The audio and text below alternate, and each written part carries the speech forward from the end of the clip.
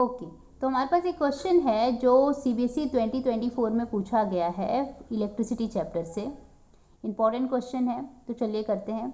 In case of 4 wires of the same material the resistance will be minimum if the diameter and the length of the wire respectively are.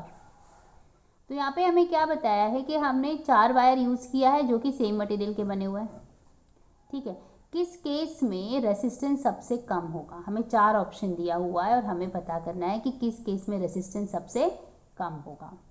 ठीक है, तो हम क्या करेंगे, हम पहले तो रेसिस्टेंस का फॉर्मूला क्या होता है वो देख लेते हैं।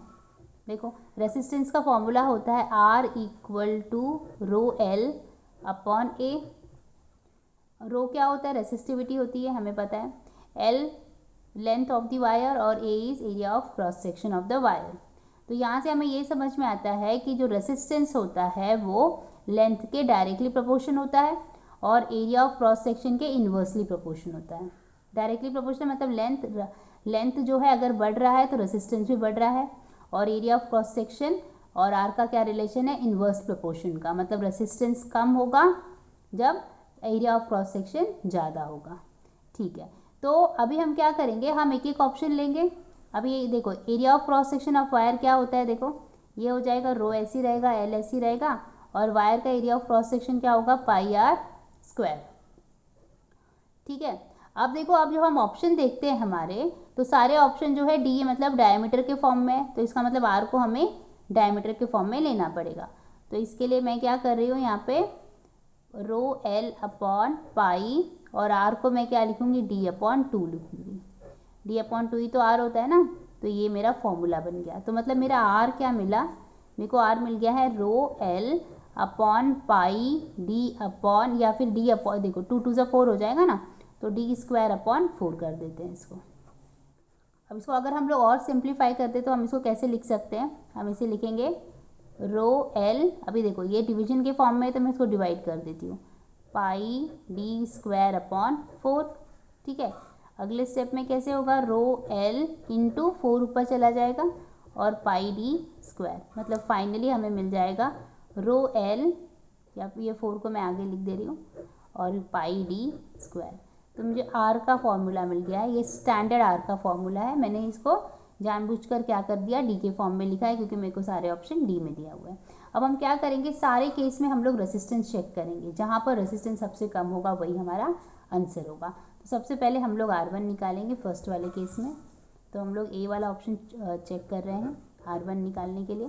तो यहाँ पर देखो मुझे क्या मिल रहा है, यहाँ पर मुझे D जो है वो दिया है D अपॉन 2, राइट।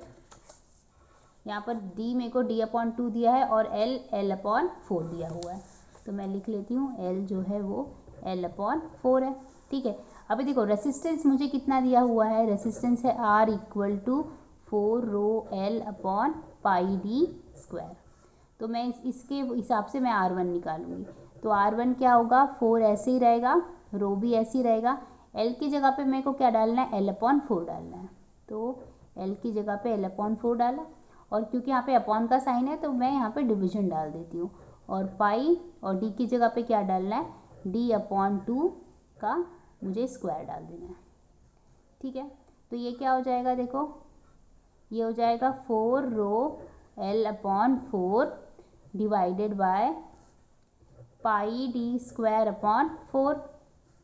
ठीक है, अब मैं इसको और कैलकुलेट करती हूँ। तो 4 rho L upon 4 into 4 upon pi D square. तो फिर यहाँ पर क्या होगा? देखो, ये 4 से कैंसिल हो गया, तो मुझे क्या मिलेगा? 4 rho L upon pi D square.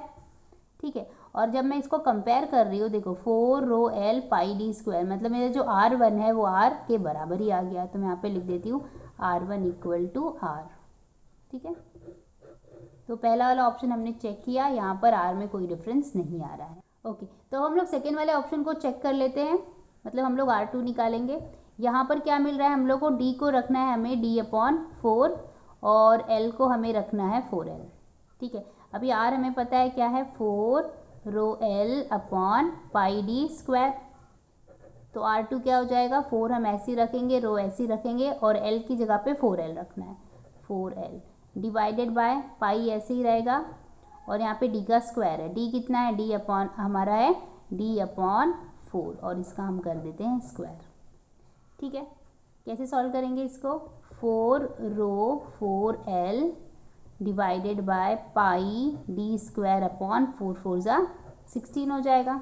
तो ये क्या हो जाएगा, 4 रो 4l into 16 upon pi d square. ठीक है, अभी ये क्या हो जाएगा, देखो ये मैं 4 को मैं इसको ऐसे लिख देती हूँ, रुको 16 इंटू 4 मैं पहले लिख देती हूँ, 16 इंटू 4, और बाकी जो बचा है यहाँ पे 4 बचा है, तो ये हो जाएगा 4 रो 4 तो मैं पहले आगे ले चुकी, तो l लिख देती हूँ, और यहाँ पे पाई d स्क्वायर। राइट, तो ये क्या मिला मुझे, ये मिल जाएगा 64, और ये पूरा क्या है, देखो ये पूरा हमारा r है, 4 रो l पाई d स्क्वायर, ये d प्रॉपरली लिख देती हूँ, कन्फ्यूजन नहीं होना चाहिए। ठीक है, तो इसका मतलब हमें ये मिल गया r, मतलब r2 हमें 64 टाइम्स r मिल गया, मतलब यहाँ पे तो r ज़्यादा हो जा रहा है। राइट, ओके, अब हम लोग थर्ड वाले केस का चेक कर लेते हैं, मतलब हमें अब फाइंड करना है r3, जहाँ पर हमारा d दिया हुआ है, d दिया हुआ है 2d और l दिया हुआ है l। तो मैं लिख देती हूँ, d जो है वो 2d है और l ही है। तो यहाँ पे r क्या है, हमारा स्टैंडर्ड वाला r है 4 rho l upon pi d square. तो अब हम लोग r3 डालेंगे, 4 as it is, rho as it is, l की जगह पे कोई चेंजेस नहीं, डिवाइडेड बाय पाई, d की जगह पे क्या रखना है, 2d रखना है, 2d का हम स्क्वायर कर लेते हैं। तो ये क्या हो जाएगा, 4 rho l divided by pi 2 2 ज़ा 4d स्क्वायर। तो ये क्या हो जाएगा, 4 rho l into 1 by pi d square, और ये 4। ओके, तो अब मैं क्या करती हूँ, यहाँ से 1/4 को बाहर निकाल लेती हूँ, 1/4 को बाहर निकाल लिया, और अंदर है 4 rho l upon pi d square. अब देखो 4 रो l पाई d स्क्वायर तो हमारा r है।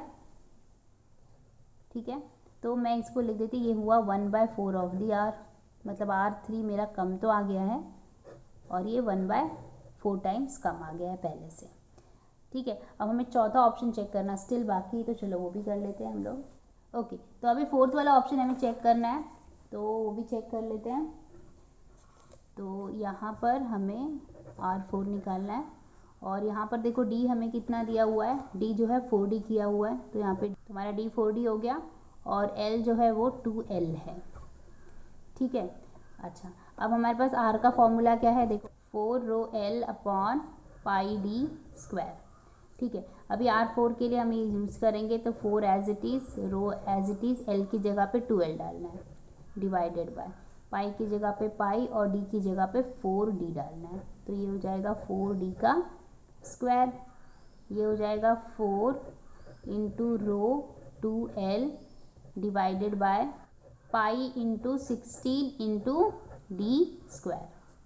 ठीक है, ये हो जाएगा 4 into rho 2l into 1 upon pi into 16 into d square. ठीक है, अब ये देखो 2 1 ज़ा 2, 2 8 ज़ा 16, तो ये हो जाएगा 4 रो l डिवाइडेड बाय, यहाँ पर आ जाएगा pi into 8 into D square. तो मैं इसको ऐसे लिख लेती हूँ, 1/8 को बाहर निकाला, अंदर बचा 4 rho l upon pi d square, मतलब ये कितना टाइम हो गया, 1/8 टाइम्स ऑफ r होगा। तो सीधी सी बात है, यार 4 है, तो सीधी सी बात है, सबसे कम हमें रेसिस्टेंस कहाँ पर मिल रहा है, हमें R4 मतलब डी ऑप्शन में सबसे कम मिल रहा है। राइट, तो हम कौन सा चुन लेंगे, डी ऑप्शन। तो हम लिखेंगे answer is option D. Option D क्या है हमारा, 4D and 2L। I hope आपको समझ में आया है। Thank you very much.